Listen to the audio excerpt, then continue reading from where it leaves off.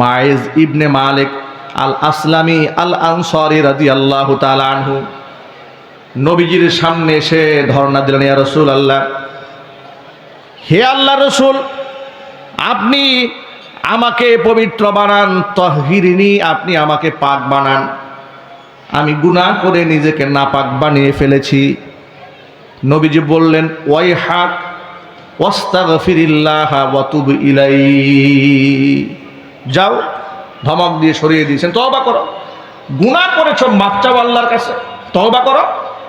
লোকটা চলে গেছে। আবার পরের দিন আসলেন, ইয়া রাসূলুল্লাহ, তাহহিরনি, আপনি আমাকে পাক বানান, আমার দেহটা আমি নাপাক করে ফেলেছি, আপনি আমার জন্য একটু পবিত্রতা করার ফয়সালা করেন। নবীজি আবার একই কথা বললেন, ওয়াইহাক ওয়াস্তাগফিরিল্লাহ ওয়া তুব ইলাইহি, ধমক দিয়ে সরাই দিলেন, যাও তওবা করো, আল্লাহর কাছে মাপ চাও, চলে যাও। চলে গেছে। তৃতীয় দিন তিনি আবার আসলেন, তাহহিরনি ইয়া রাসূলুল্লাহ, হে আল্লাহর নবী, আপনি আমারে পাক বানান, গুনাহ করে নিজেকে নাপাক বানিয়ে ফেলেছি। নবীজি আবার তৃতীয় দিন পাল্টা প্রশ্ন করলেন, ফিমা উতাহহিরুক, ও সাহাবীরে, প্রতিদিন তুমি আমার কাছে আসো আর বলো আমাকে পাক বানান, পাক বানান, পাক বানান। তুমি তওবা করো, তওবা করলেই তো বান্দা পাক হয়ে যায়। নবীজি সাল্লাল্লাহু আলাইহি সাল্লাম বলেছেন, গুনাহ যত বড়ই হোক না কেন, আত্তাইবু মিনাদ যামবি কামাল্লা যামবালা, কোন ব্যক্তি যখন তওবা করে, ব্যক্তির আমল নামার মধ্যে কোনো গুনাহ আর বাকি থাকে না। যত বড় গুনাহগার হোক না কেন, গুনাহ যদি বৃষ্টির সমতুল্য হয়, গুনাহ যদি সমুদ্রের ফেনা তুল্যও হয়, পাহাড় সমপরিমাণ গুনাহ যদি হয়ে যায়, আল্লাহর ওয়াদা আছে, ইয়া আইয়ুহাল্লাযীনা আমানু তুবু ইলাল্লাহি তাওবাতান নাসুহা, ওই ইমানদারেরা, আমি আল্লাহর কাছে খালেস দিলে তওবা করো। খালেস দিলে তওবার মানেটা কি সহজে 1 মিনিটে বুঝে নেন। খালেস দিলে তওবা মানে আস্তাগফিরুল্লাহ, আস্তাগফিরুল্লাহ, আস্তাগফিরুল্লাহ, এটাই তওবা হয়ে যায় নাই। খালেস দিলে তওবা হলো বিগত যে গুনাহ করেছি, গুনার জন্য দারুণভাবে অনুতপ্ত হওয়া, লজ্জিত হওয়া, নিজেকে খুব ছোট মনে করা, রবের সামনে দাঁড়িয়ে দোষটাকে স্বীকার করে নেওয়া, রব আমার ভুল হয়েছে, আমি অন্যায় করেছি, ভবিষ্যতে কোনোদিন এই কাজটা আর করবো না, এটা দৃঢ় প্রত্যয় গ্রহণ করা রবের কাছ থেকে। আজাম বিল জাজাম, জিন্দিগিতে কোনোদিন এই কাজটা আর করবো না, এ কথা দৃঢ়ভাবে সিদ্ধান্ত নিয়ে নেওয়া। যে অন্যায়টা আমি করে ফেলেছি, অন্যায়ের যদি মানুষের হক নষ্ট করে থাকি, মানুষের কাছ থেকে সেই হক আদায় করে তার কাছে মাপ চেয়ে নেওয়া।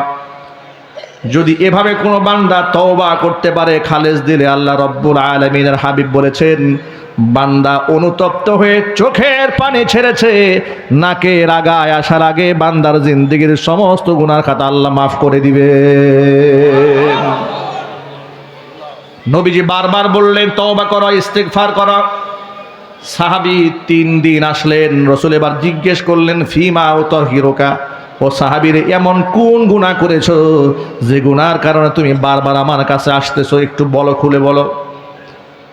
সাহাবী তখন মুখ খুলে বলে ফেললেন, মিনাজ জিনা ইয়া রাসূলুল্লাহ, হে আল্লাহর রাসূল, আমি তো ব্যভিচার করে ফেলেছি, আমি ব্যভিচার করে ফেলেছি। ব্যভিচারের শাস্তির বিধান কোরআন মাজিদে আছে। ব্যভিচারে যদি অবিবাহিত হয় তার এক বিধান, ব্যভিচারে যদি বিবাহিত হয় তার আরেকটা বিধান।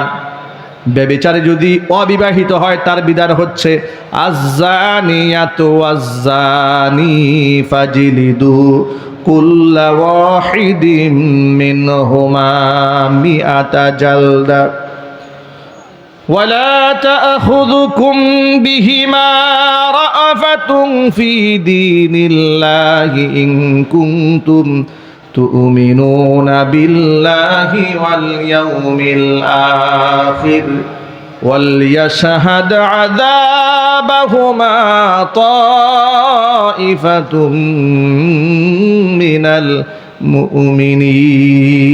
মুমিনিন। আল্লাহ পাকের বিধানের মধ্যে কি জুলুম আছে নাকি? কথা বলেন। মাইকেরও আওয়াজ নাই, আপনাদেরও আওয়াজ নাই। আমি কোন বিপদে আছি দেখেন। মানে এখানে ওয়াজ করতে আসায় আমার একটা বিপদ হয়ে গেছে। মাইকেরও আওয়াজ নাই, আপনাদেরও আওয়াজ নাই। এই লোকের আমি বুঝাই তো আর মানুষ বানাইতে পারবো না। ওয়াজ মাহফিলে বক্তা দাওয়াত দেওয়ার আগে আগে মাইক দাওয়াত দিবেন, ভালো মাইক। মাইক ঠিক করতে করতে এমনি হাতে নাই সময়, বারবার ঘড়ির দিকে তাকাচ্ছে, আবার বারবার মাইকে সাউন্ড নাই।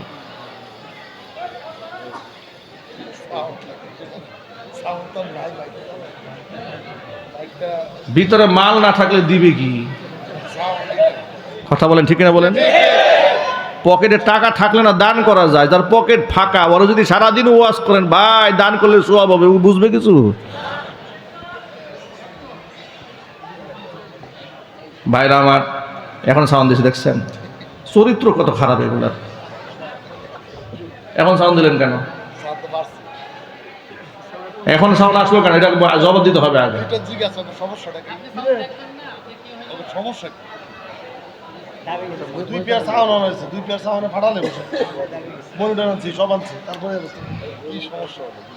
ভাইরা আমার, এখন সাউন্ড আছে না? বোঝা গেল পকেটে মাল আছে কিন্তু খরচ করে না, ঠিক কিনা বলেন? এগুলাকে বলা হয় কৃপণ, বখিল। পকেটে টাকা খরচ করবেন। ভাইরা আমার, মাইজ ইবনে মালিক আল আসলামি আল আনসারী রাদিয়াল্লাহু তাআলা আনহু, তিনি নবীজি সাল্লাল্লাহু আলাইহি সাল্লামের কাছে এসে বলেন, ইয়া রাসূলুল্লাহ, ইয়া হাবিবাল্লাহ, আমি অন্যায় করেছি, আপনি আমাকে পবিত্র বানান। স্বীকার করে নিয়েছেন আমি ব্যভিচার করেছি। ব্যভিচারের শাস্তি দুই প্রকারের। কয় প্রকার? সবাই হাত দেখান। যদি বিবাহিত হয় এক প্রকারের শাস্তি, আর যদি অবিবাহিত হয় আরেক ধরনের সাজা। ব্যভিচার যে ব্যক্তি করবে সে যদি বিবাহিত হয় তাহলে তার শাস্তি কঠিন, মৃত্যুদণ্ড তার শাস্তি। আর যদি অবিবাহিত হয়ে যায় শাস্তি মৃত্যুদণ্ড নয়, তবে শাস্তিও বড় কঠিন। ফাজিলিদু কুল্লা ওয়াহিদিন মিনহুমা মিআতা জালদা, ছেলে এবং মেয়ে উভয়কে দুর্রা মারা হবে 100। কতগুলা? 100টা পিটানি যদি একসাথে মারা হয়, অনেকে বাঁচলে বাঁচতেও পারে, মরলে মরতেও পারে, ঠিক না? জিনা ব্যভিচার শাস্তি ইসলামে বড় কঠিন। ইসলামে অশ্লীলতার কোনো স্থান নাই, এই জন্য জিনাকে বড় কঠিন করা হয়েছে। বিবাহ একেবারে সহজ করে দেওয়া হয়েছে। বিবাহের মধ্যে কোনো আইন কানুন করা হয় নাই, বিধি নিষেধ আরোপ করা হয় নাই।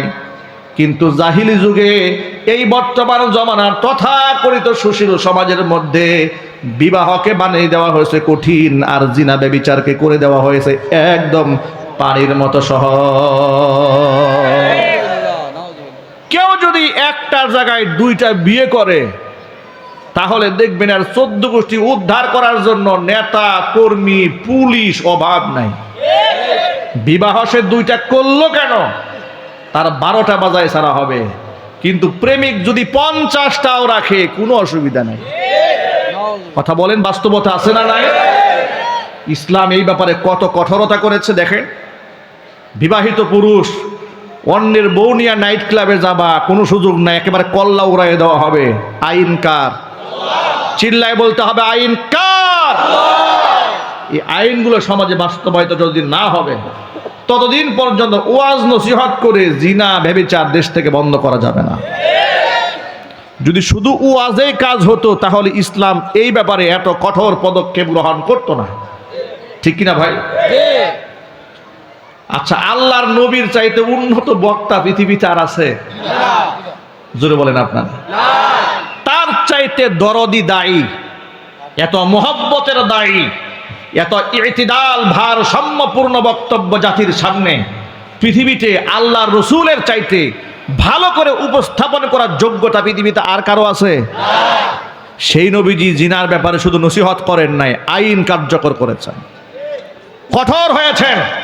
কত কঠোর একটু পরেই বুঝবেন। মাইজ ইবনে মালিক আল আসলামি তিনি বিবাহিত ছিলেন। এত নারাজ হয়ে গেলেন নবীজি সাল্লাল্লাহু আলাইহি সাল্লাম যখন সামনে এসে উপস্থিত, তিনি বললেন, তবে সাথে সাথে তিনি শাস্তি কার্যকর করেন নাই, কারণ যেহেতু শাস্তি বড় ভয়ঙ্কর, মৃত্যুদণ্ডের ব্যাপার। এই জন্য এলাকায় আগে তদন্ত টিম পাঠায় দিলেন, খোঁজ খবর নিয়ে আসো। এই যে নিজের ব্যাপারে বলছে সে জিনা ব্যভিচার করেছে, সে অসুস্থ নাকি মানসিক রোগী নাকি সে মদ্যপান করেছে নাকি, একটু খোঁজ খবর নিয়ে আসো। এলাকাবাসী বলল না, তিনি মদ্যপান করেন নাই, তিনি একজন সুস্থ মানুষ, তিনি পাগল নন। এলাকার মানুষ তার ব্যাপারে স্টেটমেন্ট জারি করে দিয়েছে। নবীজি সাল্লাল্লাহু আলাইহি সাল্লাম সর্বশেষ সাহাবীদেরকে বলেন, সাহাবীরা একটু মাইজ ইবনে মালিক আল আসলামীর মুখের মধ্যে নাক লাগায় দেখো, মুখের মধ্যে মদের গন্ধ পাওয়া যায় নাকি। সুবহানাল্লাহ। ইসলামের বিচার বড় সুন্দর, অনেক ইনসাফপূর্ণ বিচার ইসলামের। এই জন্য আমি আপনাদেরকে সবসময় বলি, প্রতিটা মুসলমানের উচিত দেশে শরিয়া আইন কার্যকর হোক, এই ব্যাপারে ভূমিকা রাখা, এই ব্যাপারে কথা বলা, এই ব্যাপারে চেষ্টা চালিয়ে যাওয়া। কথা বলেন ঠিক কিনা? ব্রিটিশদের তৈরি করা আইনে এই দেশে কিয়ামত পর্যন্ত আপনি শান্তি কায়েম করতে পারবেন না। কথা বলেন, এই দেশে আপনি কেমনে শান্তি কায়েম করবেন বলেন? বিনা অপরাধে স্ত্রী মামলা দিয়েছে, নারী নির্যাতনের মামলা, বেচারা 3 মাস তাকে জেল খাটতেই হবে, জামিনের কোনো সুযোগ নাই। এটা যদি সে অপরাধী না হয়ে থাকে, এটা কি তার উপর জুলুম নয়? ওই যে ছোট্ট রফিকুল ইসলাম মাদানী গতকালকে বললেন, 11 মাস তাকে জেলখানায় নিয়ে আটকায় রাখছে। 11 মাস আটকায় রাখার পরে আদালতে তাকে হাজির করার পরে বিচারক জিজ্ঞেস করছে, হুজুর আপনার অপরাধটা কি বলেন? কয় মাস পরে? 11 মাস বেটা জেল খাটা শেষ। এরপরে জিজ্ঞেস করতেছে যে আপনি আসলে অপরাধ করছেন কিনা বলেন। এই ফাঁক দিয়ে 11 মাস তার জিন্দিগির 12টা বেজে গেছে। কথা বলতে হবে ঠিক কিনা? তাহলে এটা কোনো আইন হতে পারে? এটা কোনো রাষ্ট্রের অবকাঠামো হতে পারে? এই অবকাঠামো ভাঙতে হবে। ইনসাফ কায়েম করতে গেলে গণভবনে যেমন সব তছনছ করে দেওয়া হয়েছে, ইনসাফ কায়েম করতে গেলে পশ্চিমাদের, ব্রিটিশদের তৈরি করা এই সমস্ত আইনগুলোকে তছনছ করে ভেঙে কোরআন দিয়ে আইন তৈরি করতে হবে। 11 মাস পরে জিজ্ঞেস করে আপনার অপরাধ কি হুজুর বলেন একটু। বেচারা 11 মাস জেলখানা শেষ। ও যুবক ভাইরা আমার, আল্লাহর নবী এলাকায় খবর নিলেন সুস্থ আছি, উপস্থিত সাহাবীদের সাক্ষ্য নিলেন, মায়েজের মুখ যাচাই করে দেখলেন যে তিনি মদ্যপান করেন নাই, সুস্থ। এবার তার ব্যাপারে নবী সাল্লাল্লাহু আলাইহি ওয়াসাল্লাম রায় দিয়ে দিলেন, তাকে হত্যা করা হবে। কোমর পর্যন্ত মাটির নিচে দাবায় দেওয়া হলো। চতুর্দিক থেকে সাহাবায়ে কেরাম রজম মারতেছিলেন, পাথর মারছিলেন। পাথর মারার এক সময় ইবনে মাসউদ রাদিয়াল্লাহু তাআলা আনহুর শরীরের মধ্যে, তার গা থেকে ফিনকি দিয়ে 1 ফোঁটা রক্ত তার জামার মধ্যে এসে লাগলো। ইবনে মাসউদ ধিক্কার দিয়ে বলল, ধিক্কার মায়েশ তোমার জন্য, ওয়াইহাক, ধ্বংস হও তুমি, তোমার মতো একটা নাপাক মানুষ, যে লোকটা জিনা ব্যভিচার করেছে, এমন লোকের রক্ত আমার গায়ে লেগেছে। নবীজি সাল্লাল্লাহু আলাইহি সাল্লাম বললেন, ও মাসউদ, ও তুমি তাকে ধিক্কার দিও না, তুমি তাকে অভিসম্পাত করো না। তার তওবা আল্লাহর কাছে এমন ভাবে মঞ্জুর হয়ে গেছে, যদি তার তওবার বিনিময়ে 70 জন মানুষ গুনাহগার ব্যক্তিকে এক পাল্লায় দেওয়া হয় আর তার তওবা আরেক পাল্লায় দেওয়া হয়, আল্লাহ পাক তার তওবার কারণে 70 জন গুনাহগারকে মাফ করে দিতে। ভাইরা আমার, ইসলাম যারা অন্তরে ধারণ করে, লালন করে, তাদের কি পুলিশ দিয়া পাহারা দেওয়ার কোনো প্রয়োজন হয় না, নিজেই নিজের পাহারাদার হয়ে যায়। জোরে বলেন সুবহানাল্লাহ। আপনারা সবাই কেমন আছেন?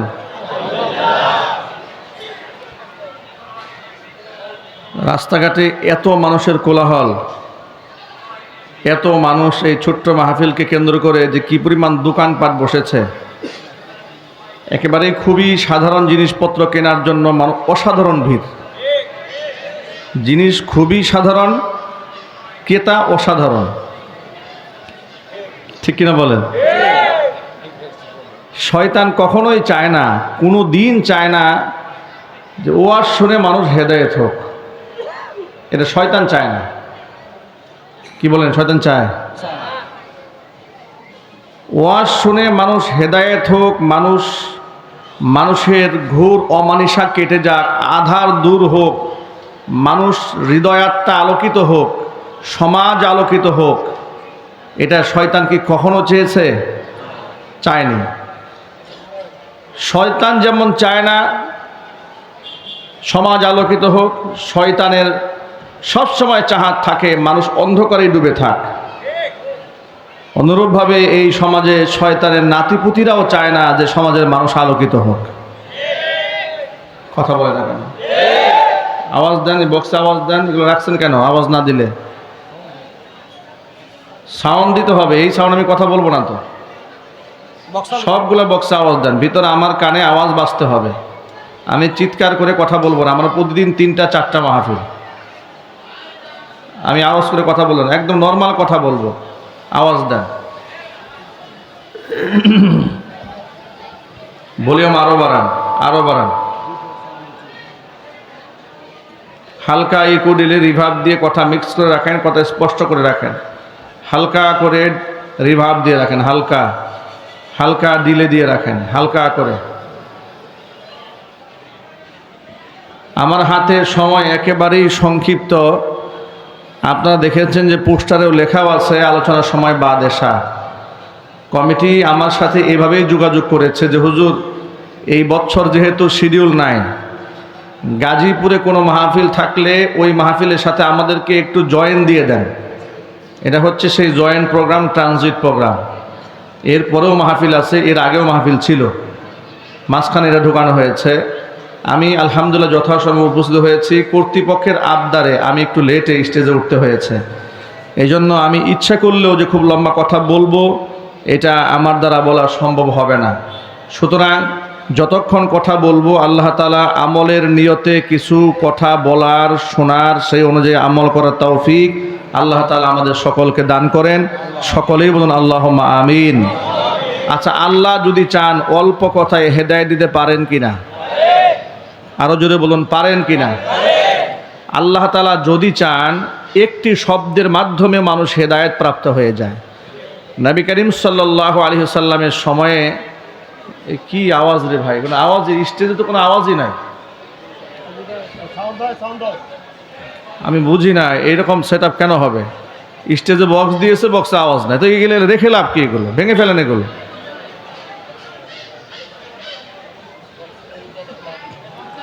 বক্সে কি আওয়াজ আছে? আপনারা কি বক্সে আওয়াজ পাচ্ছেন? তাহলে এগুলো ঝুলাই রাখছে কেন? আপনারা বলেন, এটা কি একটা প্রতারণা না? যদি আপনি বক্সে সাউন্ড না দেন, এগুলো রাখছেন কেন? ভেঙে ফেলেন, সরাই ফেলেন এগুলো।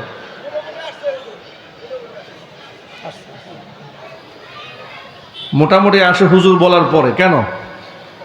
আমি কি বসে মাইক ঠিক করবো এখানে?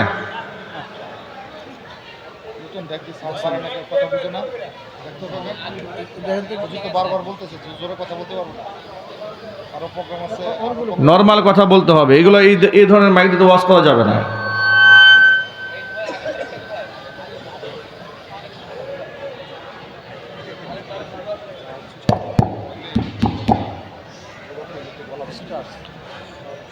মনে রাখবেন, বিগত বছরগুলোতে আমরা স্বাধীনভাবে ওয়াজ মাহফিলে কথা বলতে পারিনি।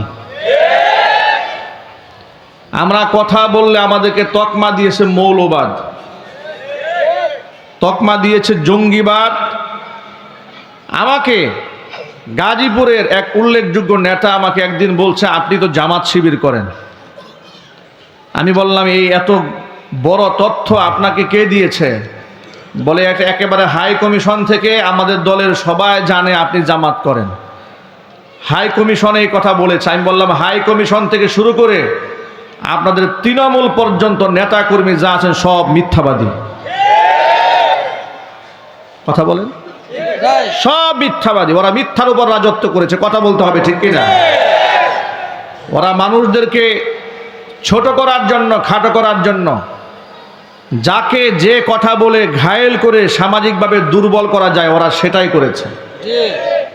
স্বার্থে লেগেছে জঙ্গি, স্বার্থে লেগেছে রাজাকার, স্বার্থে লেগেছে আল বদর, আল শামস। পাকিস্তানের পেটারটা পাকিস্তানের দালাল বলেছে, কিন্তু ইতিহাস প্রমাণ করেছে যাদেরকে পাকিস্তানের ধূসর বলেছে তারা কেউ পাকিস্তানে আশ্রয় গ্রহণ করেনি, কিন্তু যারা আমাদেরকে পাকিস্তানের দালাল বলেছে, পাকিস্তানের পেটাট্টা বলেছে, ওরা হিন্দুস্তানের কাফের বেঈমানদের দালাল। এটা প্রমাণিত হয়েছে জাতির সামনে। কথা বলেন ঠিক কিনা বলেন? ওরা আলেমদেরকে স্বাধীনভাবে কথা বলতে দেয়নি। আল্লাহ তাআলা আমাদের সুযোগ করে দিয়েছেন, কোরআন সুন্নাহর কথাগুলো আমরা বলিষ্ঠ কণ্ঠে বলতে চাই। এই সমাজে যদি আল্লাহর কোরআন সঠিকভাবে বলা যেত, এ দেশের চিত্র আরো অনেক ভালো হয়ে যেত। এই সমাজের মধ্যে এত চুরি, এত ডাকাতি, এত চিন্তা, এত রাহাজানি, এত খুন খারাপি হতো না যদি এদেশের উলামারা স্বাধীনভাবে দ্বীনের কাজ করতে পারতেন। হাতে পায়ে শিকল লাগিয়ে দেওয়া হতো, বয়ানে স্টেজে ওঠার আগে কানে কানে এসে বলতো, হুজুর দিনকাল ভালো না, এটা বললেন না। এরপরে 14টা শর্ত দিয়ে মাহফিলের পারমিশন দেওয়া হতো। এই গাজীপুরে, এই টঙ্গীতেও আমার অনেকগুলা মাহফিল বন্ধ করে দিয়েছে, গাছাতে বন্ধ করে দিয়েছে, জয়দেবপুরে বন্ধ করে দিয়েছে, কোনাবাড়িতে বন্ধ করেছে, কাশিমপুরে বন্ধ করেছে। কেন? আমাদেরকে ব্লক করলে ওদের ফায়দা কি? আপনারা বলেন কি ফায়দা? ফায়দা আছে। ফায়দা হচ্ছে ওরা এগুলা করে রাম এবং বামদেরকে দেখায়, তাদেরকে দেখায় যে দেখো আমরা তোমাদের কত অনুগত গোলাম, আমরা তোমাদের কত বড় দাস। দেশের জনপ্রিয় আলেমদেরকে আমরা অপমানিত করি শুধু তোমাদের মতো মুশরিকদেরকে খুশি করার জন্য। কথা একটু জোরে বলতে হবে, ঠিক কিনা বলেন? ওরা ইসলামের শত্রুদেরকে খুশি করার জন্য আলেমদের পায়ে ডান্ডা বেরি পড়িয়েছে। ওরা রয়ের মুখে হাসি ফুটাবার জন্য আলেমদের হাতে হাত করা পড়িয়েছে। গরুর রশি দিয়া টেনে টেনে আলেমদেরকে আদালতে হাজির করেছে। যারা করেছে ইতিহাসের আস্থা করে নিক্ষিপ্ত হয়েছে। কথা বলতে হবে মুসলমান, ঠিক কিনা বলেন? এগুলা করে সম্মান পাওয়া যায় না, জোর করে ভালোবাসা আদায় করা যায় না। কিছু সময়ের জন্য অভিনয় করা যায়। অভিনয় এক জিনিস, বাস্তবতা ভিন্ন জিনিস। দেখেন না, অভিনয় শিল্পীরা, সিনেমার ছবির তারকারা সিনেমার সুন্দর পর্দায় দেখায় প্রেম জীবনে একবারই আসে, মানুষকে ধোঁকা দেয়। অথচ সিনেমা শেষ, ওদের বাস্তব জীবনে তাকান, দেখবেন ওদের জীবনে যে কত হাজার প্রেম আসলো আর গেল, এগুলা কম্পিউটারে গুণে শেষ করা যায় না। কথা বলে না কেন? বাংলাদেশের সবচেয়ে বড় সিনেমার তারকা যাকে বলা হয় শাকিব খান, ওর যে রেজিস্ট্রি কয়টা বউ আছে এটা তো আমরা এখনো জানি না। যেই কাজটা ও করেছে, ওই কাজটা যদি কোনো আলেম করত তাহলে দেখতেন মিডিয়া পাড়ায় আগুন কেমন লাগতো। এদেশের আলেমদের কাছে বিবাহের কাবিননামা চাওয়া হয় নাই? কথা বলে না। এই দেশের কুলাঙ্গাল সাংবাদিকরা আলেমদের কাছে বিবাহের কাবিননামা চায় নাই? কিন্তু ওদের কাছ থেকে কয়দিন কাবিননামা চাওয়া হয়েছে? ওদের বাচ্চা কাচ্চা হয়ে গেছে, বিবাহের খবর নাই। সাংবাদিকরা খুঁজেই পায় না এই বাচ্চার বাপকে। বহুত কষ্ট করে অনুসন্ধানী সাংবাদিকরা খুঁজে পেল ওনার বাবা তো তারকা। জিজ্ঞেস করা হলো ঘটনা কি স্যার, এটা কে? কয় বাচ্চাটা আমারই, তবে ওর মা আমার বউ না। এটা কিন্তু খুব আনকমন কথা। বাচ্চাটা আমার, বাচ্চার মা আমার স্ত্রী নয়, এ কথা কোন দিকে ইঙ্গিত করে? এরপরেও কুলাঙ্গাল সাংবাদিকেরা আলেমদের তির্যক মন্তব্য করেছে আর ওদের পদলেহন করেছে। এর দ্বারা প্রমাণ হয় যে সাংবাদিকরা এই সমস্ত নায়কদেরকে প্রশংসা করে, এদেরও চরিত্রে কোনো ঠিক নাই, জন্মরে ঠিক নেই। আমার প্রিয় বন্ধুগণ, আল্লাহ রাব্বুল আলামিন কোরআন নাজিল করে দিয়েছেন। কেন নাজিল করলেন শুনেন। আল্লাহ পাক বলেন আলিফ লাম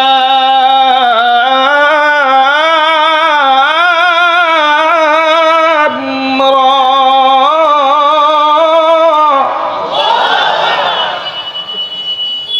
কিতাবুন আনজালনাহু ইলাইকা লিতুখরিজান নাসা মিনাজ যুলুমাতি ইলান নূর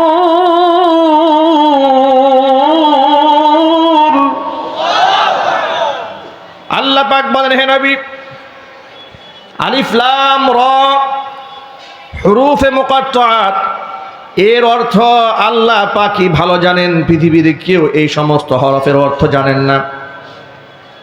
পরে আয়াতে আল্লাহ বলছেন, কিতাবুন আনজালনাহু ইলাইকা, হে নবী, এমন কিতাব আপনার উপর আমি নাজিল করেছি, লিতুখরিজান নাসা মিনাজ যুলুমাতি ইলান নূর, যাতে করে আপনি মানুষদেরকে অন্ধকার থেকে আলোর পথে কোরআন দিয়ে বের করে নিয়ে আসতে পারেন। কোরআন দিয়ে আল্লাহর নবী কেমন আলোকিত সমাজ বানালেন লক্ষ্য করেন। এমন সমাজ তিনি বানাতে সক্ষম হলেন, মানুষদেরকে আর পুলিশ দিয়ে পাহারা দেওয়ার প্রয়োজন হয়নি, পেছনে গোয়েন্দা লাগাবার কোনো প্রয়োজন হয়নি, বরং এক একজন মানুষ, এক একজন ব্যক্তি তার নিজেই নিজের পাহারাদার হয়ে গিয়েছে। সুবহানাল্লাহ পড়েন। কারণ তারা কোরআন বিশ্বাস করেছে মন থেকে। আল্লাহ রাব্বুল আলামিন কোরআন মাজিদের মধ্যে বলে দিয়েছেন, মা ইয়ালফিজু মিন কাউলিন ইল্লা লাদাইহি রাকিবুন আতীদ। মানুষ এমন কোন কথা উচ্চারণ করে না মুখ থেকে যা সংরক্ষণকারী ফেরেশতা রেকর্ড না করে। এর মানে মানুষের প্রতিটা কথা, প্রতিটা কাজ রেকর্ড হয়ে যায়। কিয়ামতের ময়দানে মানুষ যখন নিজের অপকর্ম অস্বীকার করবে, আল্লাহর সামনে দাঁড়িয়ে কিয়ামতের দিন মানুষ মিথ্যা কথা বলবে রবের সামনে দাঁড়িয়ে, তখন তার জবানটা আল্লাহ বন্ধ করে দিবেন। আল্লাহ পাক হাতকে অর্ডার করবেন, হাত কথা বল। পাকে অর্ডার করবে, পা তুই কথা বল। আপনারা বলেন, আমি আপনি যত অন্ধকার রজনীতে, যত আধারে গিয়ে মানুষের আড়ালে গিয়ে অপকর্ম করি না কেন, আমার বন্ধু বান্ধব আত্মীয় স্বজন বিচ্ছিন্ন হয়ে গেলেও আমার হাত, আমার পা আমার থেকে বিচ্ছিন্ন হয়ে যায়। আমার চামড়া দেহ থেকে বিচ্ছিন্ন হয়ে যায় না। কিয়ামতের দিন আল্লাহ রাব্বুল আলামিন এই হাতকে বলবেন, এই পাকে বলবেন, বান্দার আমলনামার সাক্ষী দে। আল্লাহর ভাষায় শোনাচ্ছি আপনাদেরকে সূরা ইয়াসিন, আলহামদুলিল্লাহ সবারই মুখস্থ আছে, বেশিরভাগ মানুষের। সূরা ইয়াসিনের মধ্যে আল্লাহ বলেছেন, আল ইয়াউমা নাখতিমু আলা আফওয়াহিহিম ওয়া তুকাল্লিমুনা আইদিহিম ওয়া তাশহাদু আরজুলুহুম বিমা কানু ইয়াকসিবুন। আলিয়াউমা, আজকের এই দিনে, নাখতিমু আলা আফওয়াহিহিম, আমি মোহর লাগিয়ে দেব তাদের মুখের মধ্যে, তারা কথা বলতে পারবে না। ওয়া তাশহাদু আরজুলুহুম, তাদের পা সাক্ষী দেবে। তুকাল্লিমুনা আইদিহিম, তাদের হাত আমি আল্লাহর সাথে কথা বলবে। আপনারা বলেন তো, আল্লাহ যদি হাতকে হুকুম দান করেন, হাতের কথা বলার যোগ্যতা আছে না নাই? শুধু কি হাত আর পা কথা বলবে? এই যে মানুষের গায়ের চামড়া, নিজের গায়ের চামড়া নিজের বিরুদ্ধে সাক্ষী হয়ে দাঁড়াবে। সূরা হামিম আস-সাজদা 24 নম্বর পারাতে আছে, ওয়াকালু লিজুলুদিহিম লিমা শাহিদতুম আলাইনা।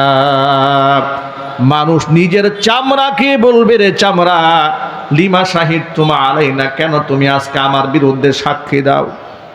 শীতের দিনে তোমার স্কিনটা যেন ফেটে না যায়, দামি দামি লোশন মেখেছি, স্কিন কেয়ার ডাক্তার দেখিয়েছি, শরীরের এবং ত্বকের যত্ন নিয়েছি, এত আদর সোহাগ করে যে চামড়াকে আমি হেফাজত করলাম, ওই চামড়া কিয়ামতের দিন আল্লাহর দরবারে ব্যক্তির বিরুদ্ধে সাক্ষী হবে। তখন এই চামড়া কি বলবে শোনেন, ক্বালু আনতাকানাল্লাহুল্লাযী আনতাকা কুল্লা শাই। ওই মহান রব আজকে আমাদের জবান খুলে দিয়েছেন, যে মহান রব সকল প্রাণীকে জবানে শক্তি দিয়েছিলেন। চিল্লায় কোন আল্লাহু আকবার। আরো জোরে বলুন না, আল্লাহু আকবার। এই আয়াতের প্রতি ঈমান আমাদের আছে না নাই? আমার আমল নামাজে রেকর্ড হয়, এর প্রতি বিশ্বাস আছে না নাই? কিন্তু এই বিশ্বাসটা শুধু আমাদের মুখে মুখে আছে, অন্তরে নাই। যদি বিশ্বাসটা অন্তরে থাকতো, সিসি ক্যামেরা দিয়া মানুষদেরকে পাহারা দেওয়ার কোনো প্রয়োজন হতো না। আজকে সরকারের অফিস আদালত থেকে শুরু করে যত জায়গা আছে, যত সেক্টর আছে, সব জায়গার মধ্যে ঘুষ আর দুর্নীতি আছে না নাই? এদেরকে ঠিক রাখার জন্য লেনদেন যেন করতে না পারে সিসি ক্যামেরা লাগিয়ে দিয়েছে। এরপরেও এই চোরদেরকে কন্ট্রোল করা যায় না। দেশ থেকে টাকা চুরি করে বেগম পাড়া বানিয়ে ফেলেছে। কথা বলে না কেন? এটা যদি বলেন ঠিক কিনা বলেন। ওই যে দেখেছেন না, বংশীয় ছাগল আর বংশীয় গরুয়ে কামটা করলো কি?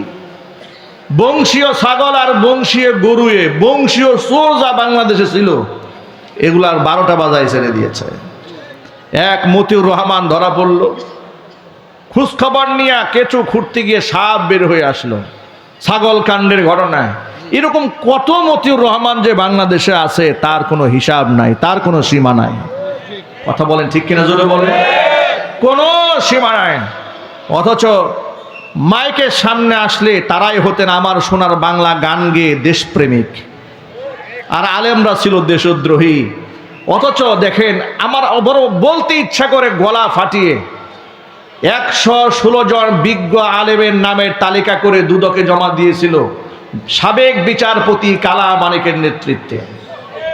ঠিক না ভাই? এই কথা কি সত্য না মিথ্যা? কেন? আলেমরা অঢেল টাকার মালিক, তাদের আয়গুলাকে খতায় দেখাবো, তারা দুর্নীতিবাজ। মানে এই বিষয়টা হচ্ছে আলেমদেরকে একটা প্রেসারে রাখা, একটা চাপে রাখা। আচ্ছা, একটা আলেমকে বাংলাদেশে কত পার্সেন্ট আলেম আপনার উচ্চ পর্যায়ের ধনী হয়েছে? এটা পার্সেন্টেজে গুণা সম্ভব? হাজারে লাখে দুই একটা আলেম থাকতে পারে তার ব্যক্তিগত যোগ্যতার কারণে, ব্যবসায়িক সাপোর্টের কারণে হয়তো বড় পর্যায়ে গেছে। কিন্তু বড় কোনো আলেম কি রাষ্ট্রের গুরু কোনো দায়িত্ব পালন করেছে? করেই তো নাই। তা খতায় দেখবেন কি? দুই একজনকে খতায় দেখলো পায়জামা পাঞ্জাবি ছাড়া এই লোকের কিছুই নাই। সুবহানাল্লাহ বলবেন না? জুনায়েদ বাবনগরী রহমাতুল্লাহি আলাইহি মারা গেছেন। আমার কাছে পত্রিকার কাটিংগুলো এখনো আছে। এই দেশের কুলাঙ্গারেরা পত্রিকায় লিখত যে দুবাইয়ে তার ব্যবসা আছে, মধ্যপ্রাচ্যে তার 200 দোকান আছে, তিনি মিনিমাম 200 কোটি টাকার মালিক। তিনি হেফাজতের নেতৃত্ব এমনে দেন না, টাকার গরমে দেন, বিদেশে সহায়তা পান, তারেক জিয়া সহায়তা করে, অমুকে সহায়তা করে, এগুলা তারা বলতো। বাস্তবতা কি জানেন? বাস্তবতা হচ্ছে উনি যে গেঞ্জি গায়ে দিতেন, গেঞ্জিটাও সেরা। এটা আমি নিজ চোখে দেখেছি। আল্লাহু আকবার কি বাড়ি গিয়ে বলবেন? এটা হলো বাস্তবতা। বাস্তবতা হচ্ছে উনার বাড়ির যে বেড়াটা, এটা হচ্ছে আপনার ওই টিন দিয়েও দেওয়া না, ওই যে বাঁশের মলি দিয়ে ধারে দিয়ে যে বানায় না, এটা হচ্ছে বাড়ির বেড়া। সাংবাদিকরা লিখেছে উনি 200 কোটি টাকার মালিক। বলেন আপনারা, আলেমদেরকে মানুষের সামনে ছোট করার জন্য, হেয় অপতিপন্ন করার জন্য ওরা কি করে নাই? ওরা কি না করেছে? আমাকে আপনাদের পার্শ্ববর্তী এলাকা লক্ষ্মীপুরা, জয়দেবপুরে কারাগারের পেছন থেকে এরকম মাহফিল স্টেজ থেকে স্লিপ দিয়ে নামিয়েছে। স্লিপ দিয়ে নামিয়ে সরাসরি থানা গারদে, গারদ থেকে সরাসরি কারাগারে। জিজ্ঞেস করেছি, ভাই আমার অপরাধটা বলেন। বলে অপরাধ কিছু নাই, সব উপরের নির্দেশ। পরের দিন মামলার এজাহারে তাকিয়ে দেখি লিখেছে যে টঙ্গীর এই দেখে হাসান উদ্দিন সরকার সহ আব্দুর রহিম মাদানী সহ গোপন বৈঠকে মিটিং করছিলেন এবং সেই মিটিং থেকে তাদেরকে ধরা হয়েছে। তারা রাষ্ট্রের মধ্যে একটা নাশকতা করার জন্য ষড়যন্ত্র করছিলেন। পরবর্তীতে সবাই দৌড়ে পালিয়ে গেল, 7 জন দৌড়ায় পালাতে পারে নাই। এর মধ্যে আমি হাসান সরকার একজন। জীবনের প্রথম তারে আমি ওই দিন দেখি, উনিও জীবনের প্রথম আমাকে ওই দিন দেখে। এমনকি মামলা কোর্টে দাঁড়াবার আগ পর্যন্ত জানি না যে এই মামলার আসামি উনিও, এই মামলার আসামি আমিও। কেউ কাউকে চিনি না, জানি না। লিখেছে একসাথে মিটিং করছিলাম, আমার পকেটে 16টা ককটেল বোমা পাওয়া গেছে। বলেন, আলেমদেরকে মানুষের সামনে খাটো করার জন্য ওদের চেষ্টার কোনো কমতি ছিল? তবে এই ক্ষেত্রে ছোট্ট একটা বাস্তবতা বলে দেই। সাবেক মেয়র জাহাঙ্গীর আলম, তিনি রাজনৈতিক দৃষ্টিভঙ্গি থেকে আপনাদের কাছে অনেকের কাছে বিতর্কের পাত্র হতে পারেন, কিন্তু ঠিক ওই সময় একজন আলেম হিসেবে আমাকে উনি যে রেসপেক্টটা করেছেন, যে সম্মানটা দিয়েছিলেন, ইনি দলের বিরুদ্ধে দাঁড়িয়ে বলেছেন না কোনো হুজুর এই কাজ করে নাই, এটা ওনার নামে ফাঁসানো হয়েছে। উনি আমার পক্ষে সংগ্রাম করেছেন, লড়াই করেছেন। তার হাজারো রাজনৈতিক দৃষ্টিভঙ্গির মধ্যে ভালো গুণ ছিল সবচেয়ে বড়, যেটা আমার কাছে মনে হয়েছে, আলেম বান্ধব। কথা বলেন ঠিক কিনা বলেন? আচ্ছা, এই কথাটাকে আমি মিথ্যা বলেছি আপনাদের সামনে? বলেন এখানে উনি আলেম বান্ধব, এই কথাটা কি মিথ্যা? রাজনৈতিক কলা কৌশলে হার জিত, পক্ষে বিপক্ষে নানা লোক থাকতে পারে, আমি ওই ব্যাপারে কোনো মতামত ব্যক্ত করতে চাচ্ছি না। উনি অনেক সহযোগিতা করে ওই মামলা থেকে আমাকে খালাস করে নিয়ে এসেছিলেন। কিন্তু আমি যেটা বলতে চেয়েছি, জাহাঙ্গীর আলম চেয়েছিলেন আমাকে বের করতে, কিন্তু অসংখ্য জাহাঙ্গীরের এন্ট্রিরা ছিল আমি যেন দিনের পর দিন কারাগারে ধুকে ধুকে মরি। কথা বলেন। গোটা বাংলাদেশে তারা এরকম ত্রাসের রাজত্ব কায়েম করেছিল। আল্লাহ পাক এগুলো দেখেন নাই? কথা বলেন না কেন? লোকেরা আমাদেরকে বলতো, হুজুর আপনারা না আলেম, আপনারা যে জালেমের বিরুদ্ধে আল্লাহর কাছে এত দোয়া করেন, দোয়া কি কবুল হয় না? আপনারা অধৈর্য হয়ে যায়। কোরআন বলছে ওয়াকানাল ইনসানু আজুলা, মানুষ অল্পতেই অস্থির হয়ে যায়, মানুষ খুব তড়িৎ প্রিয়। আমি তো মনে করি এই জাতির উপরে আল্লাহর যে কত দয়া, আল্লাহর যে কত মায়া, আল্লাহর যে কত ভালোবাসা এই জাতির উপরে। আমরা গুনাহগার, আমরা দুর্বল, কোনো সন্দেহ নাই। আমরা আল্লাহ রহমত পাওয়ার যোগ্য নই। যে গুনাহ আমরা করি, যে মিথ্যা কথা আমরা বলি, আমরা আল্লাহ রহমত পাওয়ার যোগ্য নই। হাসিনার চাইতেও বড় হাসিনা আমাদের উপর চাপাই দিলেও এটা হবে আমাদের উপর ইনসাফ। কথা বলেন। হাসিনার চাইতে ভয়ঙ্কর স্বৈরাচারী আমাদের উপর চাপাই দিলে এটা হবে ইনসাফ আমাদের কুকর্মের কারণে। আল্লাহ যে লেডি ফেরাউনের হাত থেকে আমাদেরকে বাঁচিয়েছেন, এটা আমাদের আমলের বদৌলতে নয়, এটা আল্লাহ দয়া করেছেন। কথা বলতে হবে ঠিক কিনা বলে? এ কথা কেউ মনে করবেন না যে আমার ক্রেডিটে স্বৈরাচারী পালিয়েছে। এত সহজ নয়, এত সহজ নয়। এটা অসংখ্য উলামা, তুলাবা, সুহাদা, মাজলুম জনতার চোখের পানির বিনিময়ে আল্লাহ জাতির উপর রহমত বর্ষণ করেছেন। তা না হলে আবার খোলা ময়দানে এত মাইক লাগিয়ে কথা বলেন, এই সাহস হতো? এই সাহসিত হতো না। এই মাহফিলের পারমিশন আনতে গেলে তো আপনাদের পায়ের জুতা একদম ক্ষয়ে যেত। কথা বলা যাবে না। রাম বামরা কথা বলবে, রাম বামরা পূজা অর্চনা করবে, অসুবিধা নাই, কিন্তু ওয়াজ করতে গেলে 12টা বাজায় ছাড়তো। এভাবে হিন্দুত্ববাদ কায়েমের ষড়যন্ত্র করা হয়েছে এদেশের মধ্যে। আপনারা মনে রাখবেন, জুলাই আগস্টের বিপ্লবে এদেশের ধর্মপ্রাণ মুসলমানরা শুধু দুয়াই করে নাই, জীবনও দিয়েছে, রক্ত দিয়েছে। এমনকি যুবক এবং তরুণদেরকে আল্লাহু আকবার ধ্বনি দিয়ে আলেম উলামা তুলাবারা জাগিয়ে তুলেছে। আল্লাহর উপর বিশ্বাস ভেঙে ফেলা যাবে না। হিন্দুত্ববাদ এই মাটিতে কায়েম করা যাবে না। এক সাগর রক্তের বিনিময় হলেও এদেশে কালিমার পতাকা উড্ডীনের জন্য চেষ্টা করতে হবে। রাজি আছেন কারা কারা? দুহাত দেখতে চায়।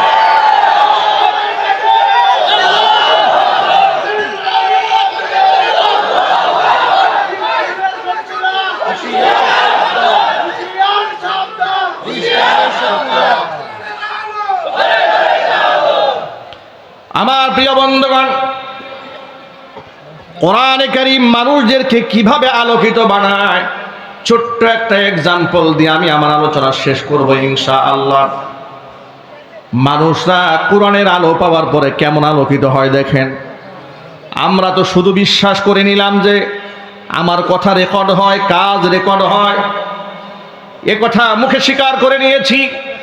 বাস্তবতা আমলে প্রমাণ করতে পারিনি। সাহাবায়ে কেরাম বাস্তবতায় আমলে প্রমাণ করে দেখিয়েছিলেন। যার দরুন যেখানে কোরআনের তালিম হয়, তরবিয়াত হয়, কোরআনের শিক্ষা দেওয়া হয়, ওই সমস্ত প্রতিষ্ঠানে মদ থাকে না, জুয়া থাকে না, সেখানে ইয়াবা থাকে না, সন্ত্রাস থাকে না, গুন্ডা থাকে না, কেডার থাকে না। এই যে মাদ্রাসাগুলো, এই মাদ্রাসাগুলো নিয়ে এক সময় তারা উপহাস করে বলেছে, সংসদে দাঁড়িয়ে বলেছে রাশেদ খান মেনন ব্যাঙের ছাতার মতো কওমি মাদ্রাসা গড়ে উঠেছে।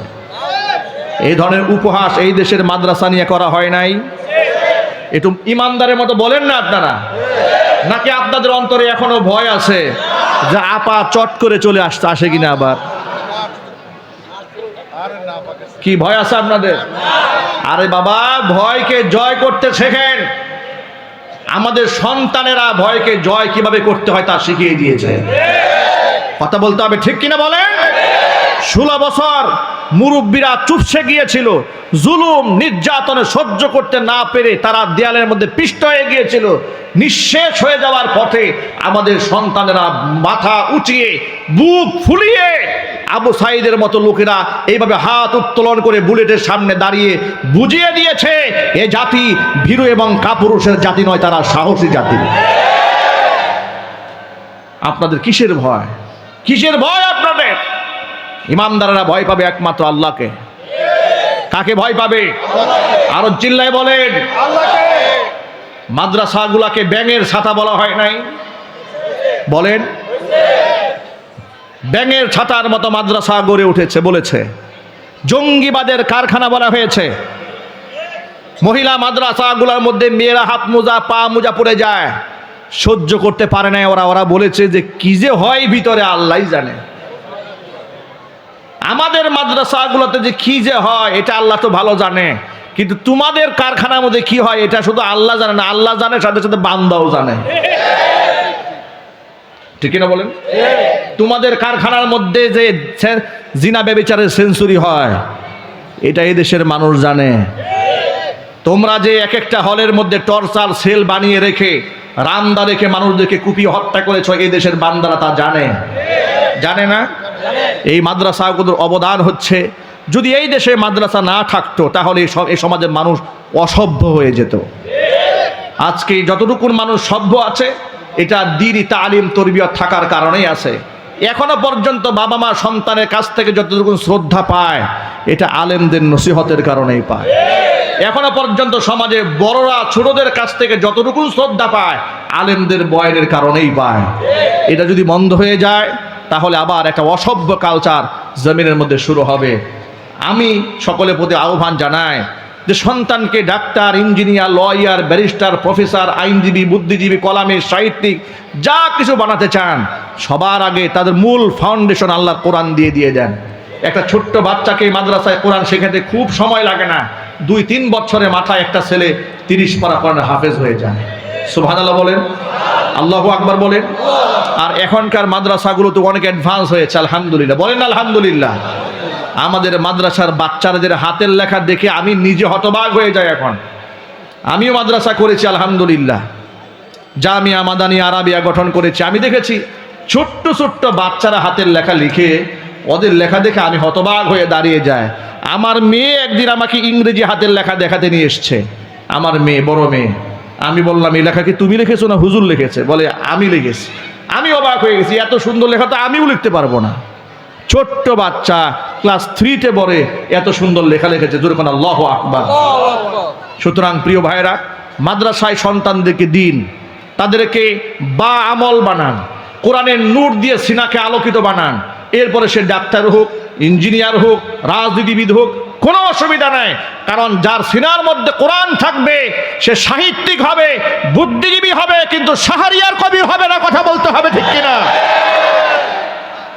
সে হাসানুল হক ইনু হবে না, রাশেদ খান মেনন হবে না, তারা খুনি হবে না, ডাকাত হবে না, সন্ত্রাস হবে না।